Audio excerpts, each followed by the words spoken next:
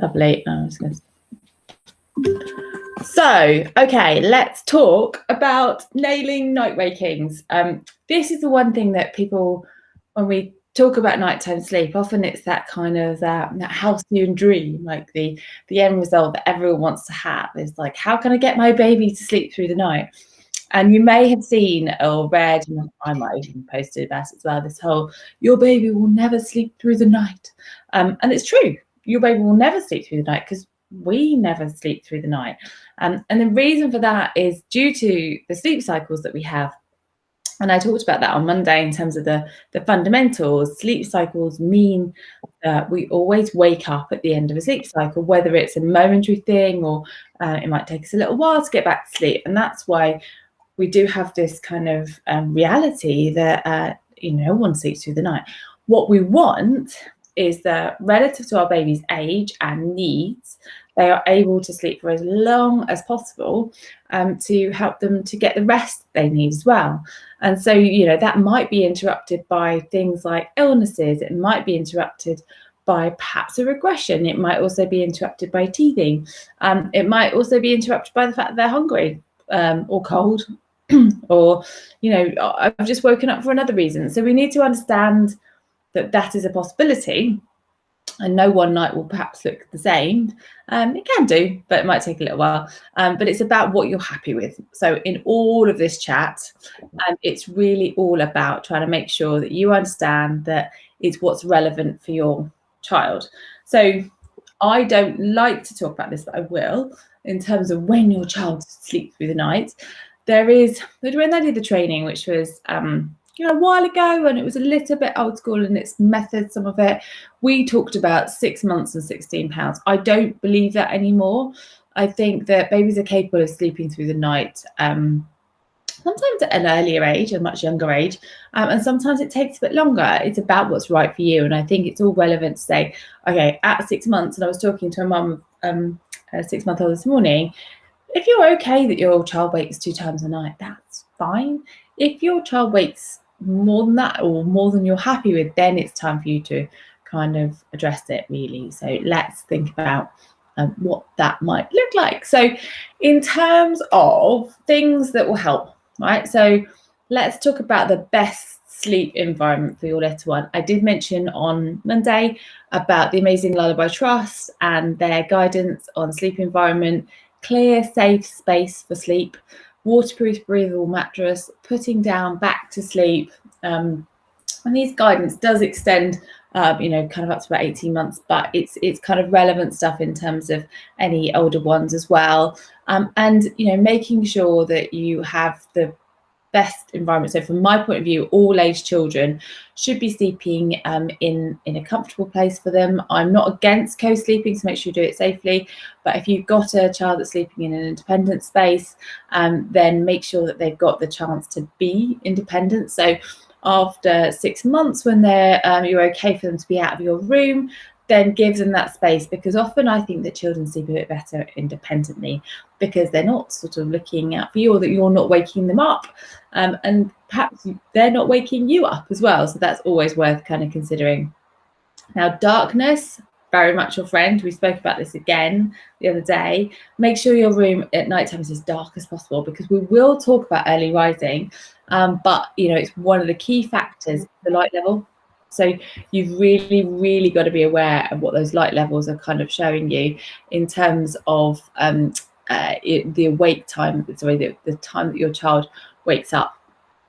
So what I mean by that is that in the early morning, any glimmer of light can kind of start to wake your child up. So be conscious of that. Blackout blinds, brilliant. The Grow travel blinds, great as well. And the other things that can really, really help with what's going on with your child at nighttime is their confidence around sleep. So here we're talking about how your child settles. So when your child goes to sleep, if they're very dependent on something to fall asleep, like we talked about the sleep cycles on Monday, then it might be that they wake up through their sleep cycle looking for that thing to go back to sleep. That's a definite possibility, and that's something we want to kind of make sure that you are aware of and are able to manage. So if you can navigate your child into more independent sleep, the aim would be that then they're able to sleep for longer and for longer sleep cycles through, more sleep cycles through the night. So for me, this could look like any type of settling, and you stop when you're happy, but often the root cause is to make sure that your child is settling independently. So that would look like self-settling. And I talked about settling processes in day 2 yesterday. You can see how this is all adding up. I'm trying to set the building blocks and refer back to them. So I hope that if you haven't seen them and you need to know, please do go back and have a watch. They're not long videos. I've made sure that they're kind of short enough so that you can digest them easily. But it does have to be your journey with sleep, so I'm not going to dictate what happens, but these are just things that can help to set your child up for the best time ever sleep ever in terms of nighttime. And the other part to consider is what's happening with their tiredness levels in the day. We will talk more about sleep needs and tiredness levels tomorrow when we talk about daytime, but what we're looking for here is a child that's not going down overtired or undertired. Again, I spoke about that yesterday. So you just want to make sure your child is in the right state of tiredness. So now we're on to night waking. So we're looking at the period after they've fallen asleep, what happens afterwards. The first thing that can happen is that your child wakes really quickly after they've gone to sleep. And that could be, kind of 45 minutes in, could be half an hour, something along those lines. And in younger children, this looks like a child that might have some wind, perhaps. That's quite common. You could pick them up, they burp themselves, or you burp them, and they have passed the wind and you put them back down again. That happened to me a few times. I was like, I wish I winded properly. So make sure you try and wind them properly before going down. It can also mean that your child is a bit overtired. So I'll reference that again, although I mentioned it just now. A child that's overtired can struggle to settle well. That's the thing. They can struggle to kind of go down, and they might go down, but then they're quite disturbed and they might need a bit of help to go down. So if you find it that they're doing that, you want to kind of recognize this might be an overtired angle that's happening. And so from that point of view, you'd like move your bedtime a bit earlier, maybe half an hour earlier, just to reduce the sleep pressure and get rid of the overtiredness, and see if that helps them to settle. Now, the other thing that might be happening is that they could be waking for a hunger point of view, and you might be considering that in terms of your baby or little one, whatever age they are really. If you've got a child that's older than 6 months and you're into the kind of the weaning phase, if you're ever concerned about hunger and you're trying to manage your night wakings out, maybe think about doing sort of like a suppery snack. So this could be like, kind of a banana before bedtime, but porridge maybe. And this will sort of be at the start of your bedtime routine. The aim is to fill them up with slow kind of burning, good sleepy foods. Other things you can use, or things like almonds, they're great, or cherries, but I wouldn't recommend them for bedtime necessarily because they're very messy. So people used to talk about cherry juice and the melatonin that was in that, which would help your little one to stay sleepy. But the problem with cherry juice is that it's actually got quite a lot of sugar in it, so it's not necessarily advisable to give that cherry juice before going down to sleep. I hope that this recording is working okay. I seem to be having a slight internet issue, but I'm just going to let myself catch up. I think we're back. Okay, cool. So yeah, we're talking about kind of the night wakings and what happens. So kind of a hunger point of view, when you've got a little one, so one that might be feeding in the night. And again, I'm not here to tell you when to stop feeding your child in the night. Then when your child wakes, you've got to determine whether you think it's hunger or not. So there are ways and means of doing this by looking at the spacing of their feeds in the day and applying that same kind of theory to what happens in the nighttime. So if your child's feeding every 3 to 4 hours in the daytime and they're feeding every couple of hours in the nighttime, you've got a slight, inconsistency there. You want to think about why that's happening. And sometimes when we look at these frequent night feeds and it's something you're trying to move away from, it's often related to the settling or the resettling. So let's imagine a world whereby you've decided you're going to feed your child and then you are going to get them to go back to sleep. Now often, and it's very, very tempting and can sometimes work, so I'm not dissing it too much, is that you would feed your child back to sleep. So on that basis, what you would do is that you would, kind of put them back to sleep after feeding, and they'd be asleep in the cot. Now, unfortunately, what that can do is cause them to wake up quite frequently afterwards, because you set that scene as to how they fall asleep and then how they go through the next sleep cycle and get to the end of it, and then they're awake and they're after another feed again, because that's how they knew they went to sleep. So what I would suggest you could do is, if you can just try, if you are putting your child down in a very sleepy way after a feed, to put them down a little bit more awake, and then just try and settle them from a bit more of an awake state. It doesn't have to be perfect, but it can really help with what happens in the subsequent night wakings. So it's not about not feeding them, it's about putting them down in kind of a bit more of an alert state. But be mindful that I would also suggest practicing the settling at bedtime as well, because then it becomes more of a normality. So you can't necessarily fix night times by just taking action in the night. You might need to think about what's happening at other times of the day, and I'll talk about that in just a second, really. So once you've kind of worked out whether your child is waking for hunger or not, and you've sort of proportioned your night into those sort of sections of when you're going to sleep, you need to think about how you're going to resettle them. So I'll talk about this on two bases. We've got the younger child and then the older child. So when you've got a younger child that's waking and you're trying to resettle them, you might want to just think about picking one of those settling processes that I talked about yesterday. So it could be very involved. You could be picking them up, rocking them to sleep and putting them back down again, and working away from that over a period of time, or trying to settle them in the cot. That was another option we talked about. Or perhaps trying to leave them for a bit and see how they go, but not for too long, because we don't like crying it out, remember. And see if that kind of works. And once you've got your child to settle, then you'll soon know if it's hunger, because it will depend on when they next wake. So if they wake quite shortly after that, then you might know that it's a hunger cry that woke them up initially. If it takes a while, then actually you might want to think maybe they weren't hungry, and will keep going on resettling. And hopefully then the body will get out of the habit of waking, because the body clock can get into the habit of waking, which is often what causes early rising, which we will talk about in a minute. So then if you've got an older child that's able to get out of bed, and I wouldn't recommend moving your child into a bed until they're about 2.5 years old. And the reason for that is that they don't understand the freedom.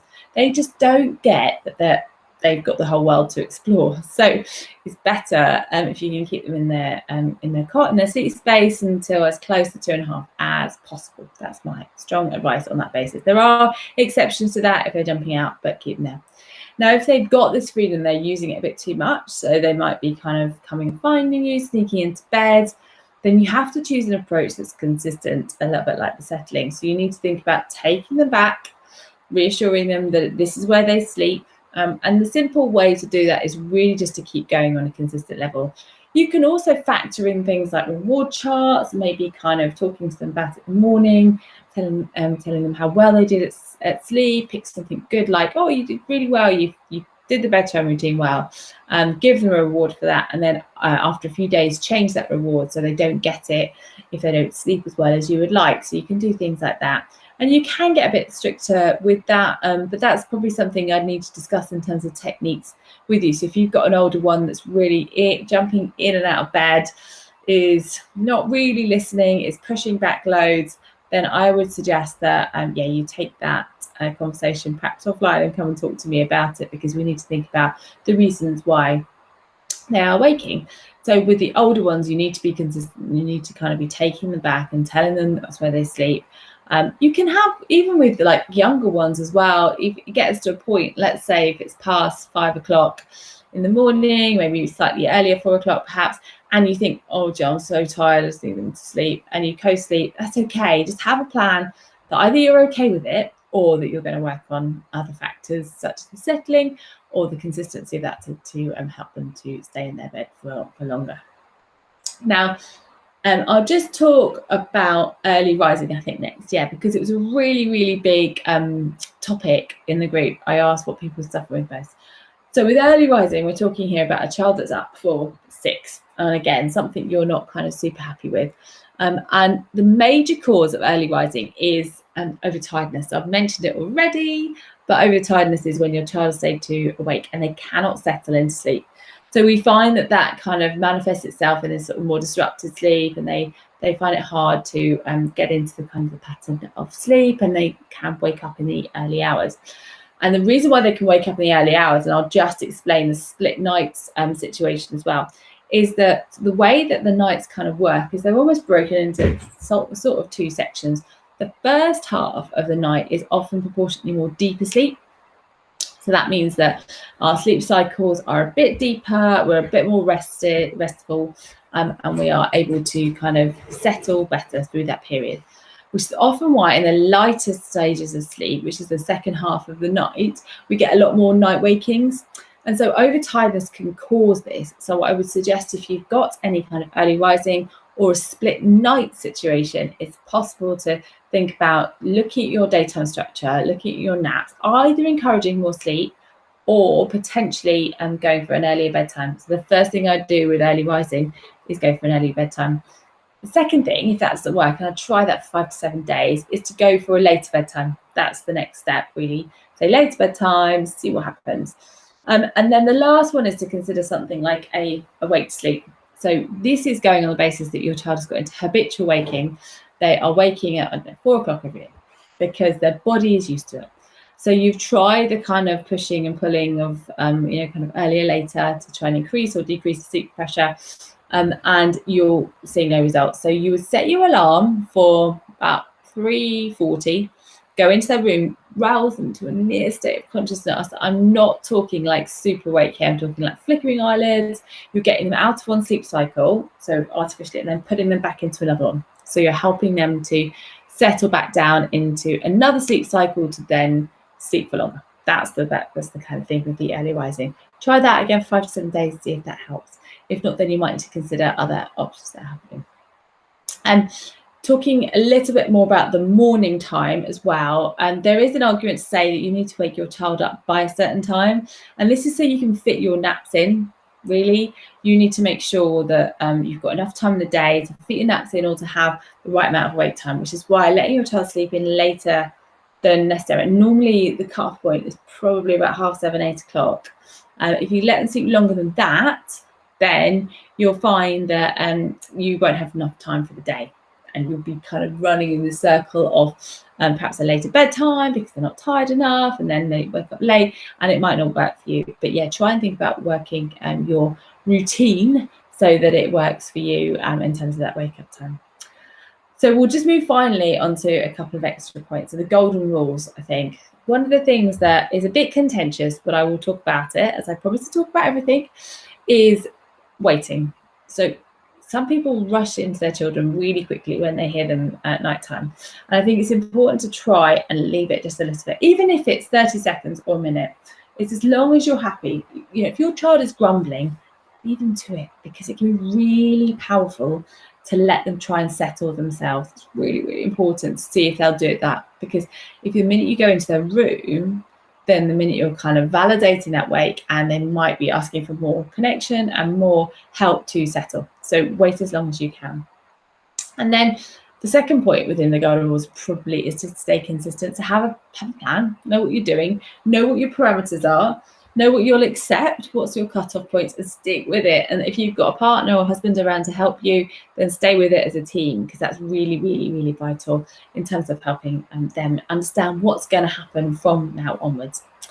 The last point I wanted to talk to you about today is nightmares or night terrors, and that's just because it's one of those things that sometimes crops up a little bit. So a nightmare is kind of this more sort of dreamlike-y kind of sleep phase, and it's when your child's imagination is running wild. It normally happens in the second half of the night when the light sleep and the more dreamlike sleep is happening. Not much you can do with it, unfortunately. You might want to just consider talking to your child about it. Often they're based on worries, so you can look at whether tiredness levels are driving it, but I would try and just go on the fact there's a phase and see if there's anything you can do to help your child be comfortable in their room at night in terms of their confidence. All of these kind of happen from probably, I think, 18 months, but it's really normally about 3 years plus nightmares and night terrors because they're just not conscious of things before then. But a night terror is a little bit different. It's one of these more kind of unconscious actions. Your child can look quite disturbed, they don't know what's going on, they can be fairly physical and a little bit irrational as well. And in that sense, you shouldn't really do anything. You should just help them to be safe. Don't try and wake them up. Don't try and take them back to their room. Let it ride out. It will last a maximum of 20 minutes and then it's kind of done. And don't sort of try and talk about it too much in the morning because they won't know, they won't understand. And so the 3 key things you can do around night terrors is, firstly, make sure the room's not too hot. I know that's difficult at the moment. Secondly, make sure their bladder's not full. So try and limit liquids before bedtime. And thirdly, it's often down to overtiredness. I've said it again. So maybe try and put your child to bed a little bit earlier and see how it's going.